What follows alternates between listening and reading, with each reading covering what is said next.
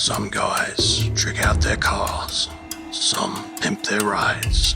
Me, I pimp my Watkin. She used to be queen of the shop. Now look at her, sidelined, dusty, unloved. It's like Toy Story with more sawdust. But not today. Today we're giving this old girl a full workshop glow up. New milkers, extra reach, a little blink for the blade, and yes, she's getting her nails done. So grab your brew, buckle in, and get ready for the most unnecessary, overly dramatic, and 100% satisfying episode of Pimp My Table Saw.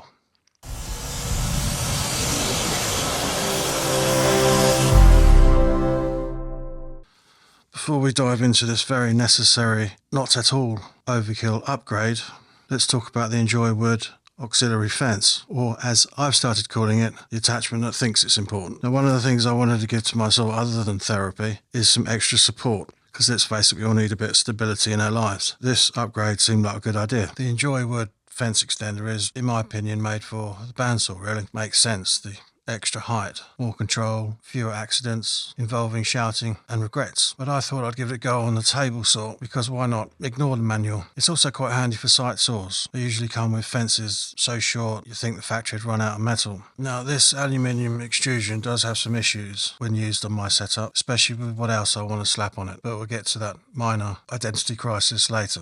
Let's just appreciate this in its unaltered, fresh out of the box glory. It retails for about 140 quid, which in woodworking money is somewhere between reasonable and don't tell the missus. This slot here is for hold downs. Very clever.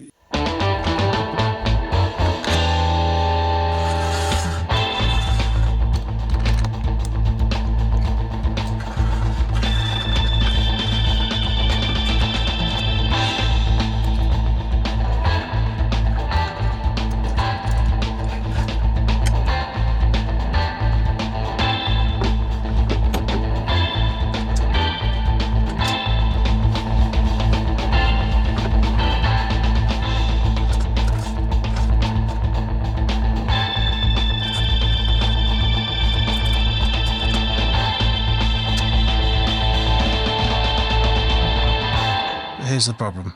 I know myself, if a tool isn't bolted down or actively judging me from a shelf, I forget it exists. If it lives in a drawer, it's basically in Narnia. I'll never see it again. So instead, I'm making this a permanent part of my fence. Fewer parts to lose, fewer excuses not to use it. The real selling point, though, for me, the USP, for those fluent in marketing, it's this bit of extra support at the front.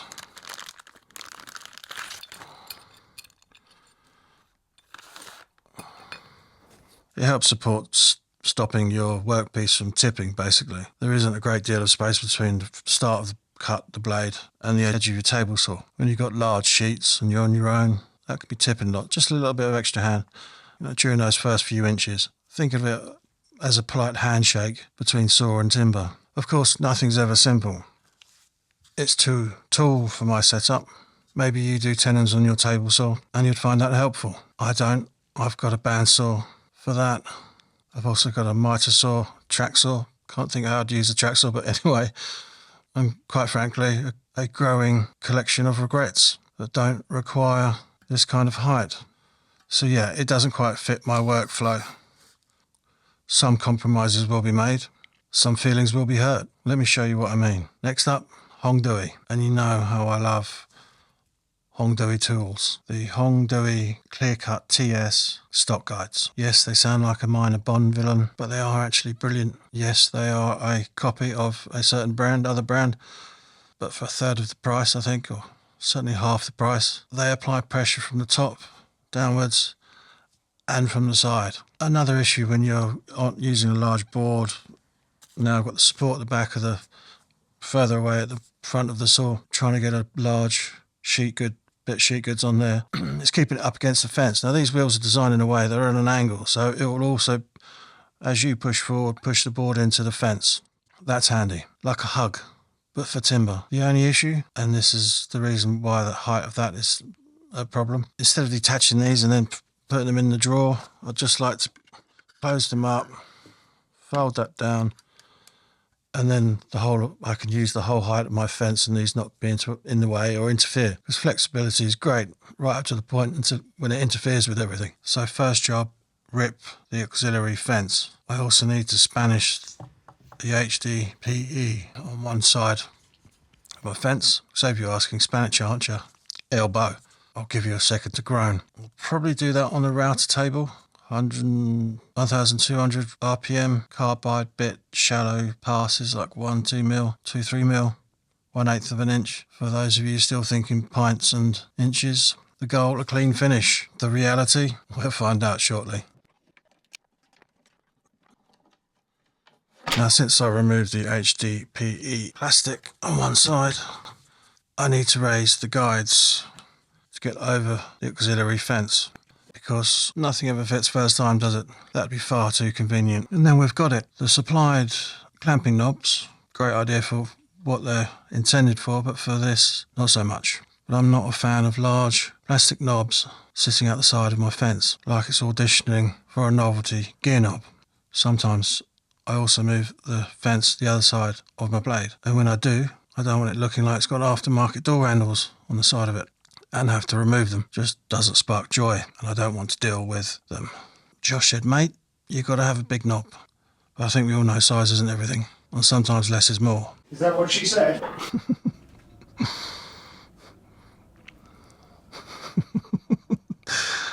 Especially when your fence is at risk of teabagging your stock. So my solution? We'll get to that. Elegant, simple, slightly medieval, and hopefully not so big they drag across your material like a passive-aggressive chisel. And if they do, I'll just snip them down a bit. The dream is a setup that doesn't need to be adjusted. Just twist, tighten, cut like IKEA furniture, but without the existential crisis. Right, let's throw in some perfectly good materials. I hear that. I thought you'd like that bit.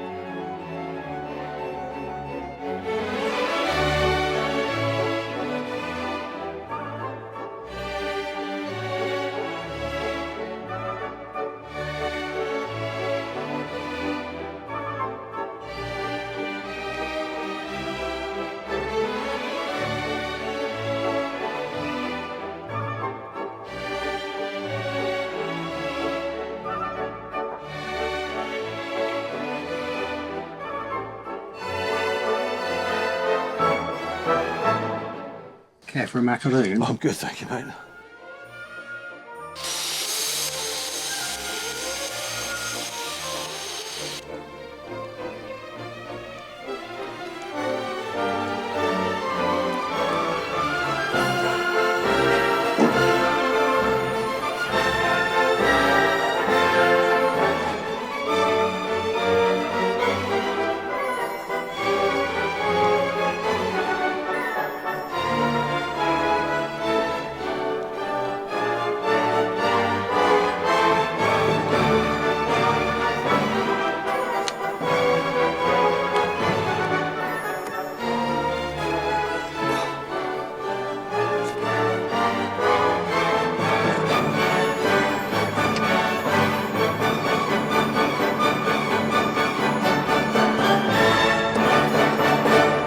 really believe that Elon Musk has followed me on TikTok?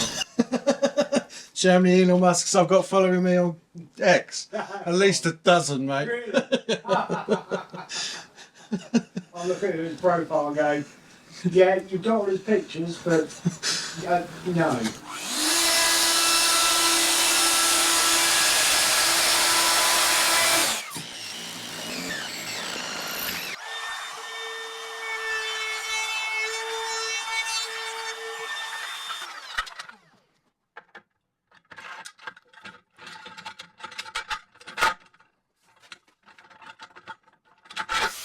Alright, I know what you're thinking. Here comes that bit where I say, like, subscribe, share, join my Patreon. You've heard it all a million times, and honestly so have I. So let's skip the usual song and dance. If you enjoyed this video, you already know what to do. Push the buttons, tell a mate, sacrifice a biscuit to the YouTube algorithm gods, whatever works. Now the Patreon bit. Yes, it's there. Yes, it's the cost of a pint a month. No, you don't get a free pint with it. I have asked. But you do get early access to videos with 0 ads and a spot in a private WhatsApp group where the conversation is 50% genius, 50% nonsense, and 100% worth it. No pressure, no guilt trips, no sad violin music. If you fancy it, awesome. If not, you're still my favourite. Just don't tell the others. Be lucky, stay out of trouble, or don't. It's up to you. It's your life.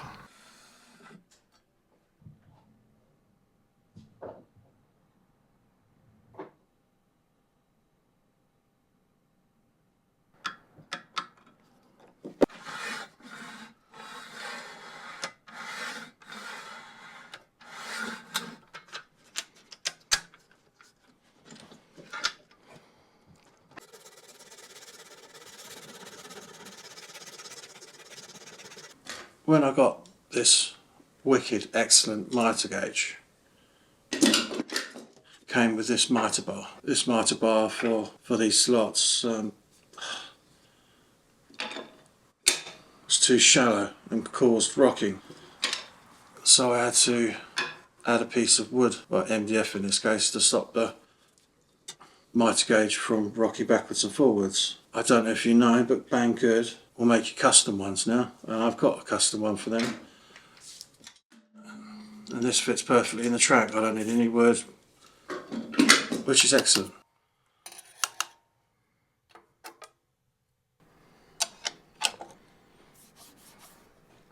I'll leave a link below.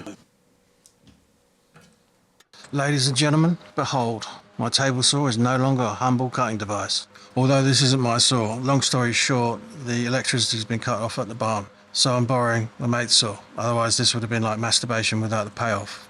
Let's start with this fence helper, the ENJOYWOOD Fence extender. She's a precision-tuned timber terminator, a sheet goods slayer. This little beauty is like a supportive mate at a pub that keeps you upright when things start to get a bit wobbly. Sheet goods used to tip over mid-cut, like a drunk uncle at a wedding. Not anymore, she holds them steady from the moment it touches the fence. And then there's these bad boys, the HONGDUI clear-cut TS guides. They've got springs inside them that push your workbench gently, firmly towards the fence. Just the height of your material thickness is like having your own little workshop bouncers. No gaps, no wobble, not on my watch. These wheels don't just spin, they pull. Constant pressure, constant alignment. They guide the wood like bowling lane bumper guides for a 6-year-old. And in reverse, forget it. These things lock up faster than my bank account after a tool sale. That means no sneaky kickbacks trying to take your kneecaps off. Safety with style. They glide along the rail like they've been watching figure skating documentaries. Forward for business, back for clearance, and when you don't need them, they tuck away neatly, out of sight, out of mind.